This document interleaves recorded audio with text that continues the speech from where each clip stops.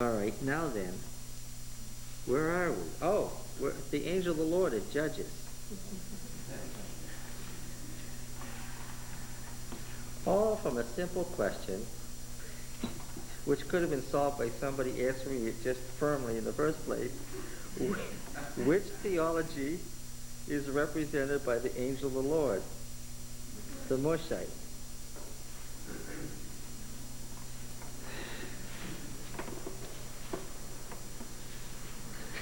Now,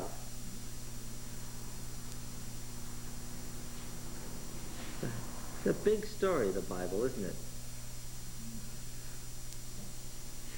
it?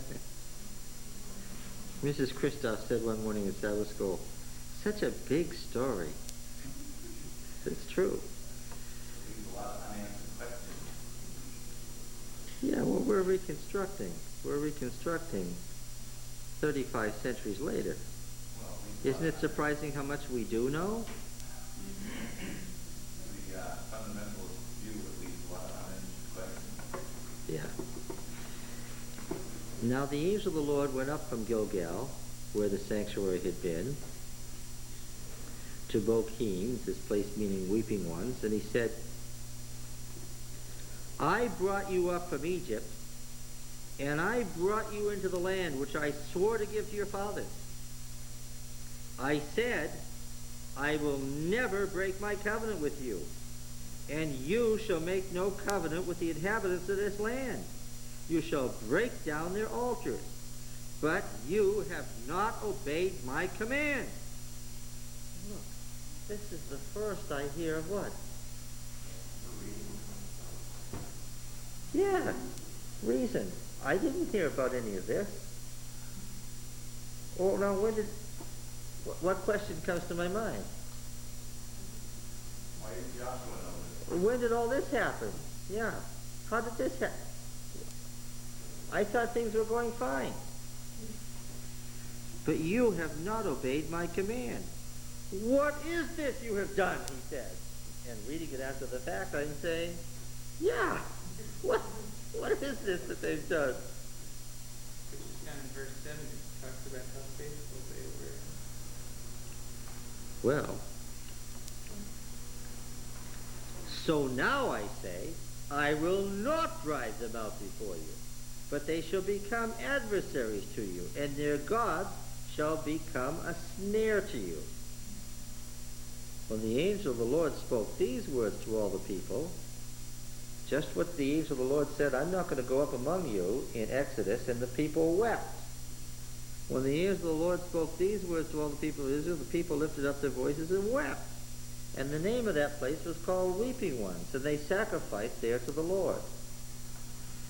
Now the question is, when did all this happen? How did they get here? Right? See? Now, the question to be answered is, how did this happen? When did this happen? I didn't hear about any of this. Now he's going to answer it. When Joshua dismissed the people of Israel. Now does it make sense?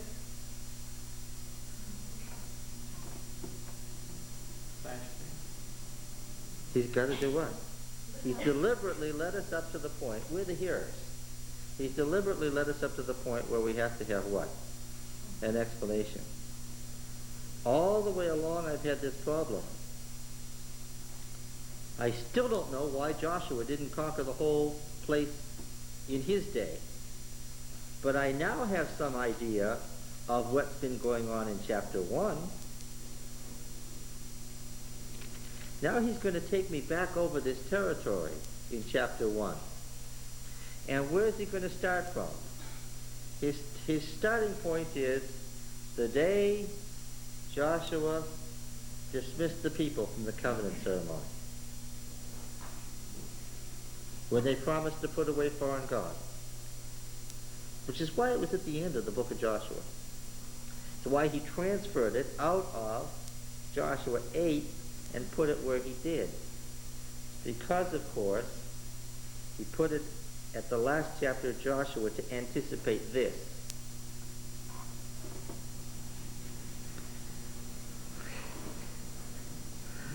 So how's he doing? When Joshua dismissed the people of Israel had gone each to his inheritance to take possession of the land. I have to put it in past perfect to make it make sense, which the Hebrew allows me to do. And the people had served the Lord all the days of Joshua and all the days of the elders who outlived Joshua, who had seen all the great work which the Lord had done for Israel. And Joshua, the son of Nun, the servant of the Lord, remember that's a technical term in the prophetic movement, died at the age of 110 years, and they buried him within the boundaries of his inheritance at Timnath-Heres in the hill country of Ephraim, north of the mountain of Gaash. And all that generation also were gathered to their fathers. And there arose another generation after them who did not know the Lord or the work which he had done for Israel. Now I'm getting the background to chapter 1. Now, when I read in verse 11, the people of Israel did what was evil in the sight of the Lord, what time period am I reading? I'm reading the time period of chapter 1. And what started to happen there? They couldn't conquer, yes. At that time, the old generation was dying out. Mm-hmm. Yes. People of Israel did what was evil in the sight of the Lord and enslaved themselves to Baal. They forsook Yahweh, the God of their fathers, who had brought them out of the land of Egypt, and they went after other gods from among the gods of the peoples who were round about them. They bowed down to them, they did obeisance to them, and they provoked Yahweh to anger. They forsook Yahweh and they deserted Yahweh and enslaved to the Baals and the Ashtaroth. And Yahweh became enraged against Israel, and he gave them over to plunderers who plundered them and sold them into the power of their enemies round about, so that they could no longer withstand their enemies. Whenever they marched out, the hand of Yahweh was against them for evil, as Yahweh had warned, and as he had sworn to them, and they were in dire straits. Then Yahweh raised up judges who saved them out of the power of those who plundered them. And yet they did not listen to their judges, for they played the harlot after other gods and bowed down to them, and soon turned aside from the way in which their fathers had walked, who had obeyed the commandments of Yahweh, but they did not do so. Whenever Yahweh raised up judges for them, Yahweh was with that judge, and he saved them from the hand of their enemies all the days of the judge. For Yahweh was deeply moved by their groaning because of those who afflicted and oppressed them. This is like in Egypt, see, it's a quotation from Exodus. But whenever that judge died, they turned back and behaved worse than their fathers, going after other gods, serving them and bowing down to them. They did not drop any of the practices of their stubborn ways. So Yahweh was enraged against Israel. And he said, because this people have transgressed my covenant, which I commanded to their fathers, and have not obeyed my voice, I will not henceforth drive out before them any of the nations that Joshua left when he died. See, as he's writing, does he know that Joshua has died? Yes, he has picked that as the starting point for explaining how things got to where they were. That by them I may test Israel, whether they will take care to walk in the way of Yahweh as their fathers did or not. Now I know what was going on in chapter 1. I have a straightforward political account in chapter 1, and in chapter 2 I have what? A theological explanation of chapter 1. I still have one question.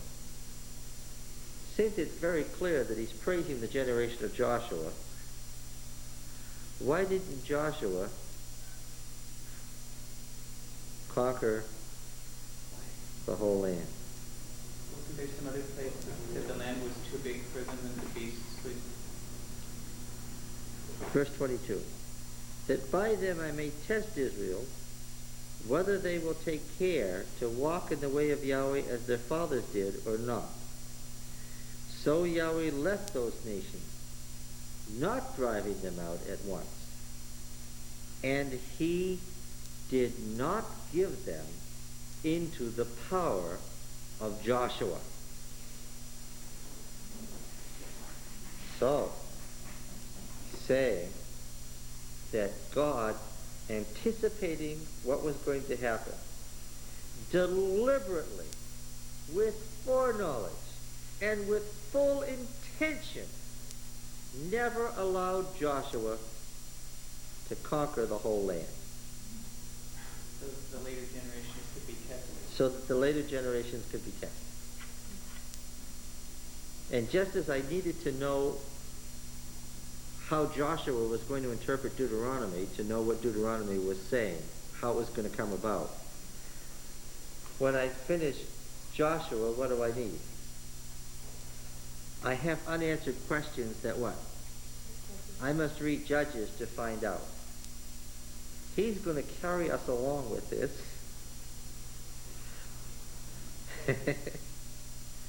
He's going to continue raising questions all the way where? Down to, we're going to be reading the end of 2 Kings. Okay, so obviously this verse 23, we have to have stars and arrows and circles and underlinings and exclamation points and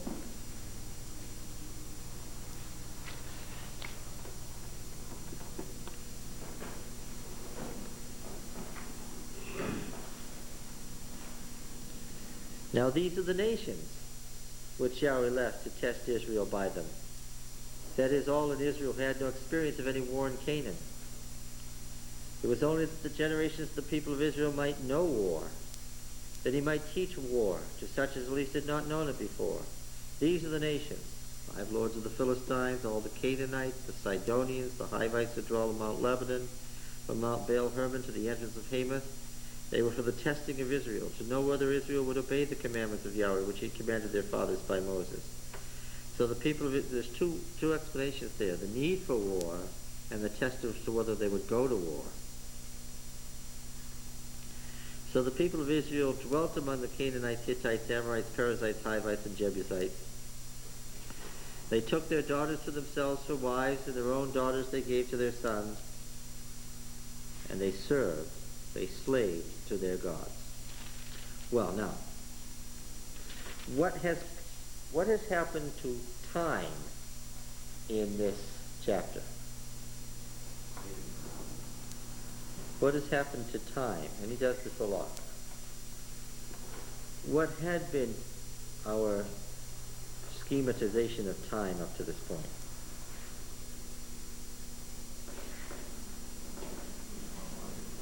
It's chronological.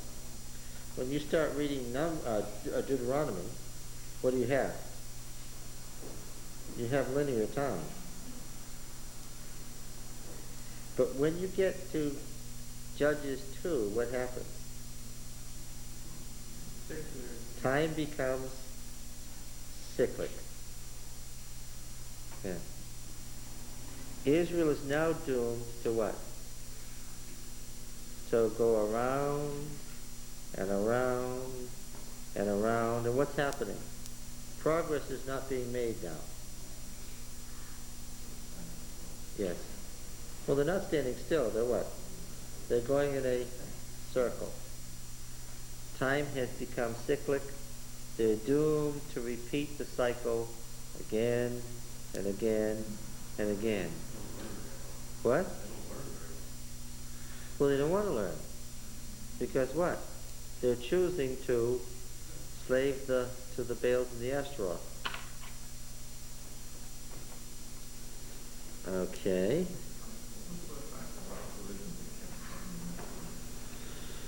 Well, they promised fertility, which was the great need of the Hebrew tribes. They needed to become more numerous. They needed enough kids to till that stubborn mountain soil and to fell those forests and to expand into the valleys. It was a nature religion which everybody else believed in. All their contemporaries believed it. Monotheism was odd. Yahweh was a jealous God. It was a sexual religion. Oh, there were lots of things.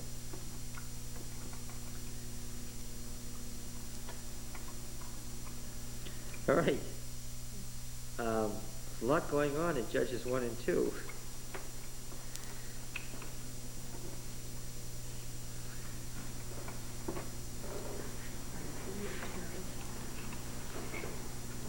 You understand now that Judges 1 and 2 cover the same period, right?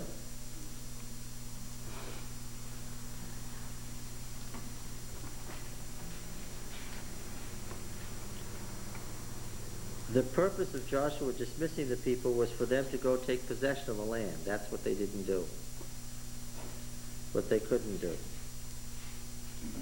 All right? In Judges 3:2, it almost sounds like God wanted to make sure that they never forgot how to make war, that was one of the purposes of Again, in the prophetic movement, holy war was one of the essential elements of religion. And the prophets never gave it up. Right? In the Middle East, it's never given it up.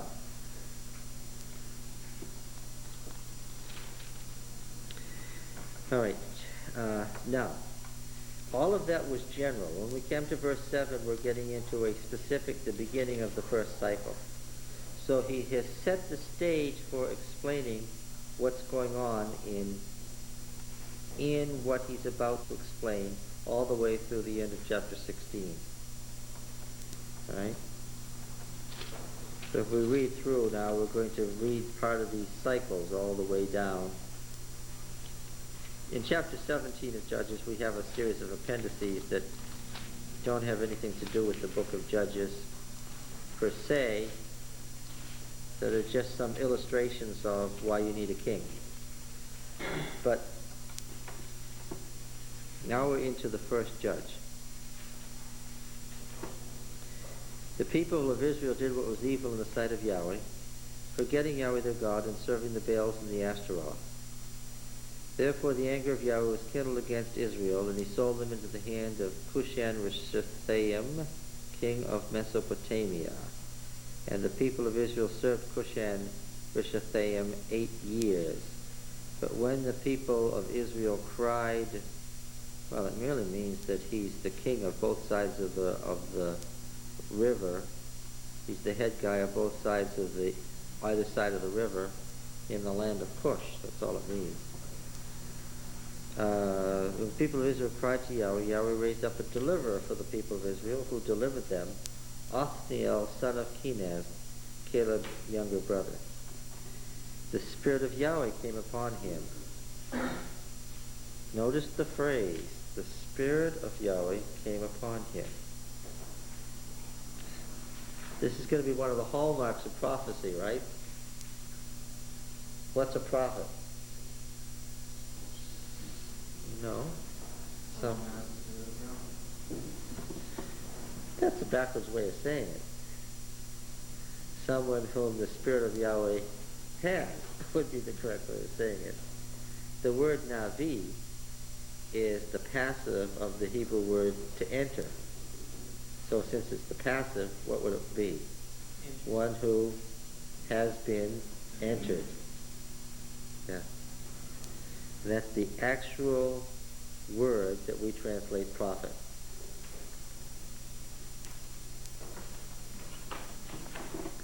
All right.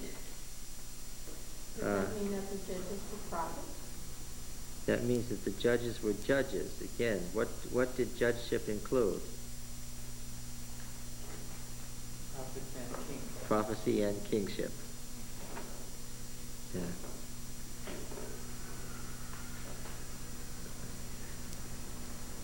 The Spirit of Yahweh came upon him, and he judged Israel.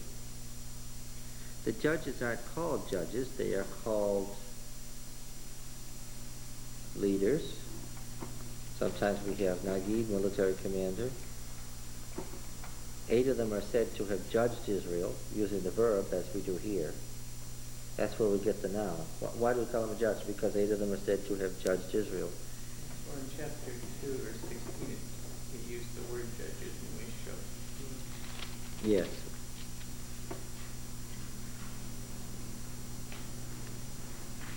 They didn't listen to their judges. Yes. There is exactly this title in Akkadian, Shepitum, and it means exactly the same thing.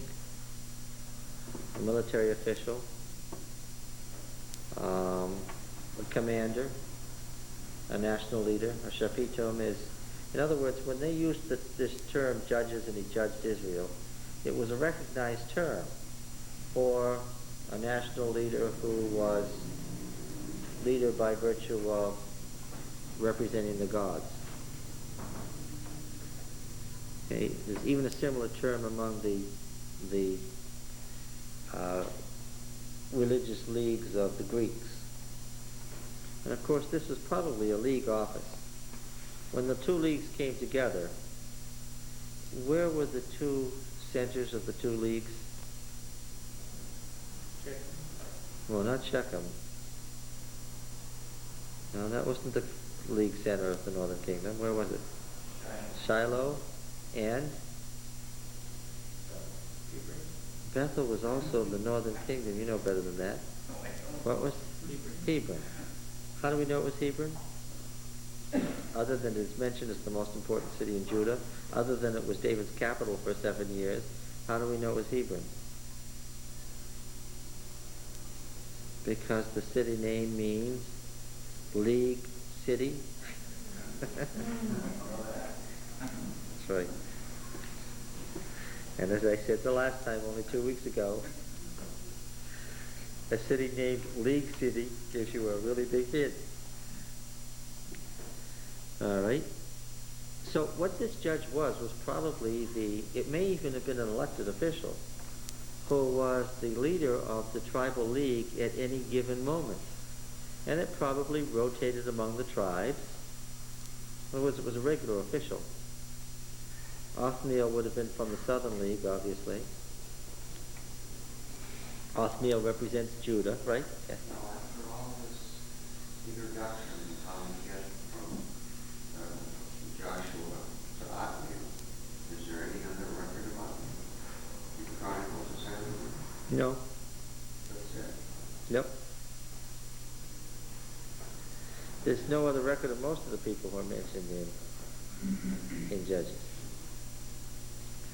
But that's enough, because the Deuteronomic historian is telling us there was an unbroken line in succession of prophets like Moses, from Moses to me.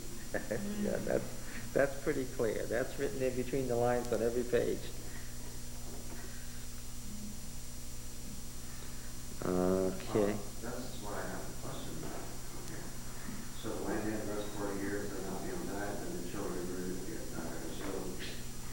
of Israel did evil in the sight of the Lord again. So who was the judge then? Or they're waiting for one? Well, there could have been a judge elected every year, but he would not have been someone, or she, who had the Spirit of God come on him or her. What? That's what I'm trying to get the unbroken line from them to be. Oh. Sounds more like a dash. yes. He would have said there was judgeship all along the way, and that the Spirit of God used the judgeship only as necessary. The fact that, for instance, when they were doing evil and they didn't listen to their judge, as the text that he pointed out earlier, they didn't listen to their judge. There was someone there, but that God was going to let them get into good affliction before he sent charismatic power on the judge to save them. When Jeremiah, after doing this, went into one of these big ceremonies, started to read this, where were the line of Aaron? Were they standing around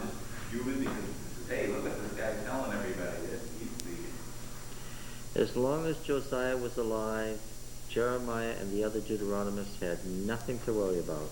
Were there still Aaronites, the priests around? They were just fuming over there saying, this guy is... But they weren't able to do anything with it there. Because the king said, this is what we're going to do. But then the king was killed suddenly, and where did Jeremiah find himself without much time in between? Found himself down at the bottom of the sewage pit. And then the Aaronite guys were up there saying, so much for this book. Yes. One of the great things about it is the Deuteronomic history. See, Jeremiah certainly wasn't the only Deuteronomist. The Deuteronomic history survived. It went to Egypt with them. Right? It apparently also went to Babylon, if we're to believe the book of Daniel. We'll get through with the Deuteronomic history. The book of Daniel will make perfect sense. And all those questions that were raised about it will just evaporate like the mist. Here we go again. Is there a possible Aaronite priesthood book explaining it the other direction? Yep, it's called Leviticus. Okay. That's the only one. And Numbers. Exodus, Leviticus, and Numbers are Aaronite, with the exception of Exodus 32 and 33, so we've seen, which is a pretty big exception. Which also explains this question that so many of you have had for so long, and you knew people will recognize it.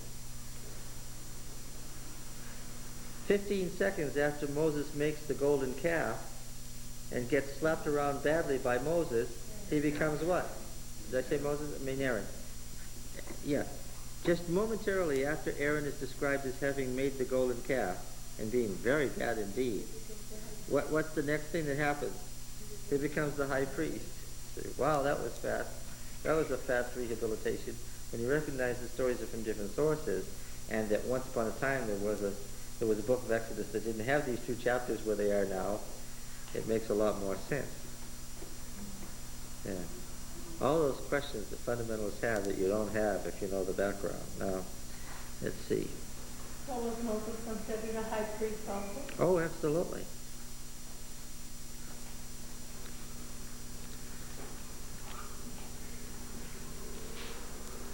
Let's go back to Deuteronomy 33.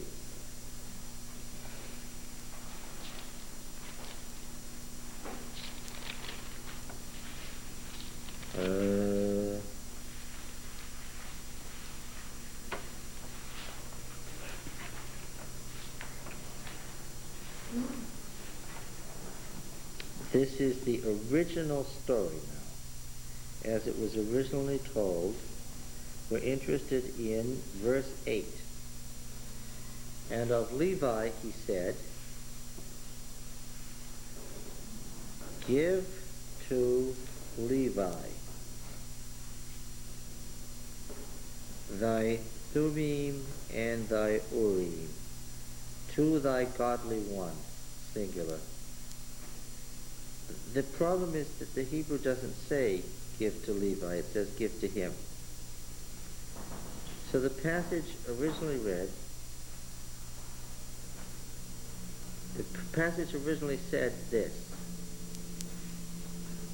give to him thy Thummim and thy Urim, to thy godly one, whom thou didst test at Massah, with whom thou didst strive at the waters of Meribah.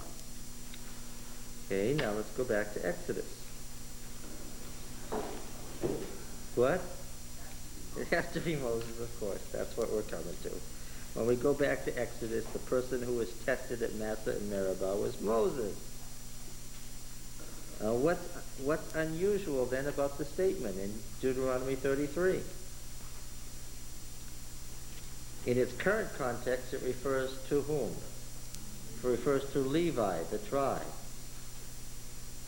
But in its original setting, it has to have been written about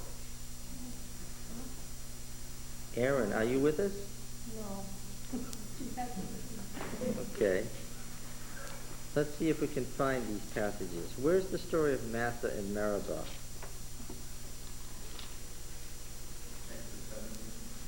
I think so. How did we get there so... What? Verse 7.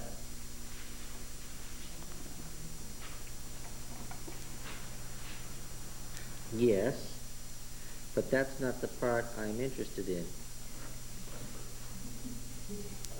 All the congregation of people of Israel moved on from the wilderness of sin by stages, according to the commandment of Yahweh, and they camped at Rephidim. That's one of the priestly headings, right?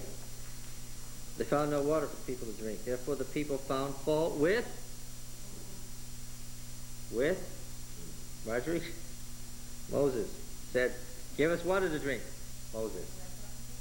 And Moses said to them, why do you find fault with me? Why do you put Yahweh to the test? People thirsted for water. The people murmured against Moses, said, why did you bring us out of Egypt? To kill us and our children, our cattle with thirst? So Moses cried to Yahweh, what shall I do with this people? They're almost ready to stone me. Yahweh said to Moses, pass on before the people, taking with you some of the elders of Israel. Take in your hand the rod with which you struck the Nile, and behold, I'll stand before you there at the rock at Horeb. Where did this happen originally, in its original setting? Where did it happen originally, in its original setting? At Horeb, which is what? The sacred mountain.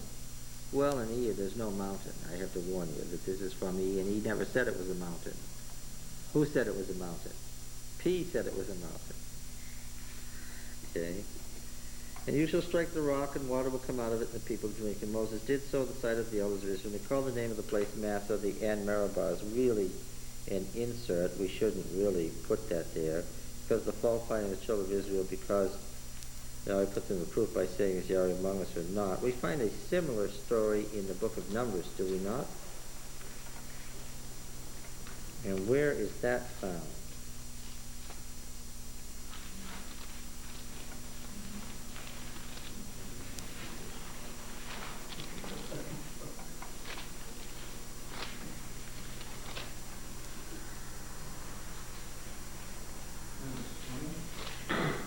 I think so, yes.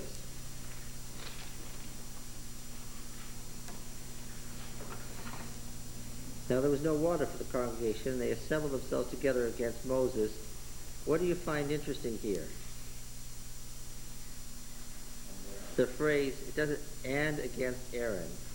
It's clearly in addition. The people contended with Moses, saying, would that we had died when our brethren died before Yahweh. Why have you brought this assembly of Yahweh into this wilderness, that we should die here, both we and our cattle?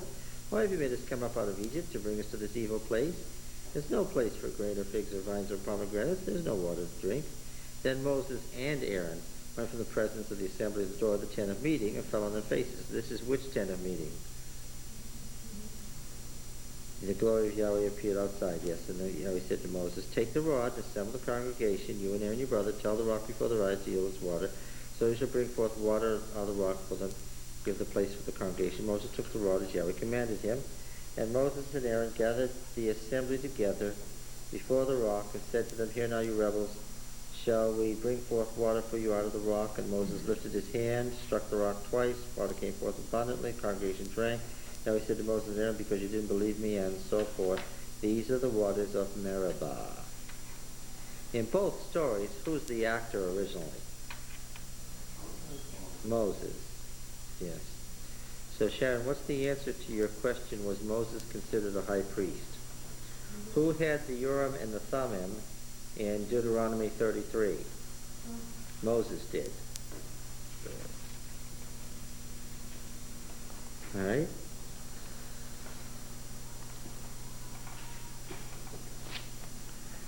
Okay. Back in Judges.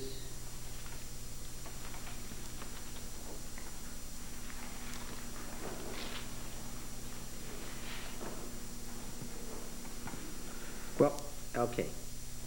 Othniel, the son of Kenaz, Caleb's younger brother. The Spirit of Yahweh came on him. He judged Israel. He went out to war.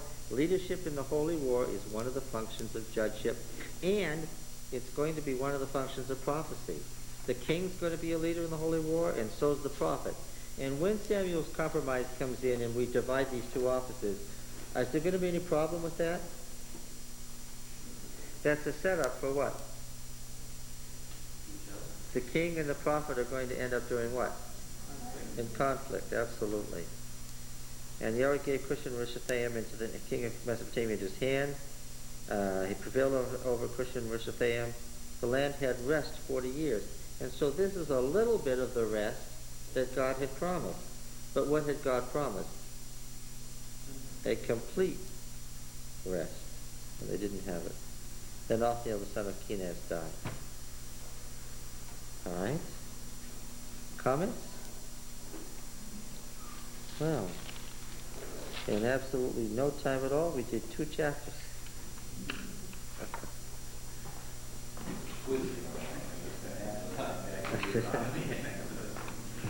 Yes.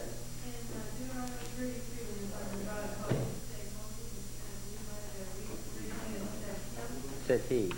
Give to him, right. When was it changed? So Deuteronomy was originally added as being Moses, not Levi. No, it just said him, but I'm saying in its original context it meant Moses. It still says in Hebrew, give to him. The Septuagint, the Greek translation in the 3rd century BC, when they were translating, a lot of times when they were translating, they were interpreting as they went along. They wrote in Greek, give to Levi. So this picture back here on the wall, that's an Aaronite? That's an Aaronite one. To be fair, we should have a Mushite tenant meeting outside the camp over here. And the Aaronites would have been delighted with Seventh-day Adventism. They would have been just wonderful to think that there'd be millions of people later on studying the sanctuary who didn't know a thing about the Ten of Meeting. In mine it says, and of Levi he said, let thy Thummim and thy Urim belong to thy godly man. To thy godly one, okay. It doesn't mention. It doesn't mention Levi in that second line there. Just in the heading of Levi he said. And of Levi he said. Which is the heading, right. And in my translation, the next line reads, give to Levi.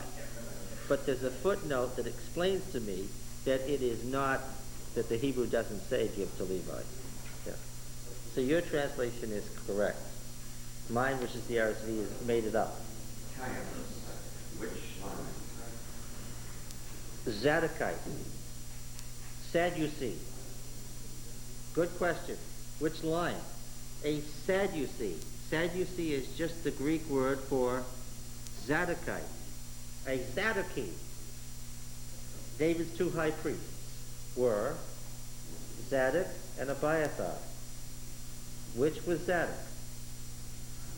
Aaronite. Yes, you do. Abiathar means Abi-Yether. My father is Yethro, right? So if Caiaphas was a Sadducee, which line? He was a direct descendant of Aaron because he was from Zadok. Yes. The other priestly family that was on the outs at the time was John the Baptist. Okay? Prophetic movement, Elijah, the camel's hair. Yeah. The 2 priesthoods. They were still fighting with each other in Jesus' day. That's what the Essenes and Sadducees were all about. These 2 folks were still fighting with each other, and the Mushites were still out in the desert away from the people. But they seemed always to have a prophetic movement. They seemed always to be the ones that were filled with the Spirit. Well, yes. Where would you have the prophet? In the center of the city or out in the... Yeah. All right. Okay. Thank you. See you.